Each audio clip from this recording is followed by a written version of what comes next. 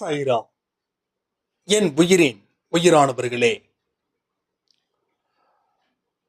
உங்களுடைய ஒவ்வொரு ஜாதகத்தையும் சாயப்பா மாற்றி எழுதப் போகிறார் அப்படின்னு சொன்னா உங்களால நம்ப முடியுமா?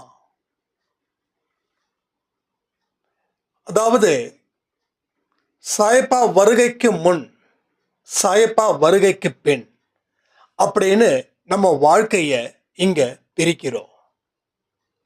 ஸோ முன்னாடி இருக்கக்கூடிய வாழ்க்கை ஜாதகம், தோஷம் எல்லாமே உங்களை கட்டுப்படுத்துச்சு. ஆனா சாயப்பாவுக்கு பின் அப்படின்ற ஒரு வாழ்க்கையில நீங்க வாழும்போது ஜாதகமும் தோஷமும் கிரகங்களும் உங்களை எப்பொழுதும் என்றும் கட்டுப்படுத்தாது. என்னோட வாழ்க்கையில சில பேர் சொன்னாங்க, உங்க வாழ்க்கையில கிட்டத்தட்ட எல்லாமே முடிஞ்சிடுச்சு, இனிமே எதுவும் மலர்வதற்கு உண்டான வாய்ப்பே கிடையாது, அதனால கொஞ்சம் கஷ்டம்தான், இருக்கிற வரைக்கும் ஓட்டுங்க அப்படின்னு சொன்னாங்க. எப்போ? சாயப்பா வர்றதுக்கு முன்னாடி. ஸோ இது மாதிரி நிறைய விஷயங்கள் என்னோட மனசுல பாதிச்சுது. ஒரு பெரிய திட்டத்தை கூட என்னால போட முடியல. ஏன்னா பிறர் சொல்லக்கூடிய ஒவ்வொரு வார்த்தையும் என்னோட மனசை காயப்படுத்தினது மட்டும் இல்லை, என்னால அடுத்த நகர்வுக்கு நகர முடியாமலே போயிடுச்சு. ஸோ நிறைய பேர் பார்த்தீங்கன்னா திறமைசாலிங்க, இந்த மாதிரியான எதிர்மறை எண்ணங்களை பலர் தூண்டி விடுறதால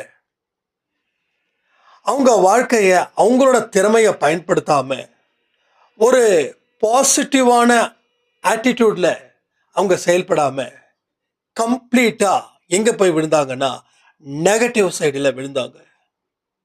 ஸோ விழுந்தவங்களால எழுந்திருக்க முடியவே இல்லை லாஸ்ட் வரைக்கும். ஸோ நிறைய பேரை நான் கேள்விப்பட்டிருக்கேன், இவ்வளவு திறமை இருந்தும் வாழ்க்கையில் வெளிச்சத்துக்கு வர முடியல. ஆனால் இவங்க எல்லாம் ஒரு காலத்தில் கொடி கட்டி பறந்தவங்க.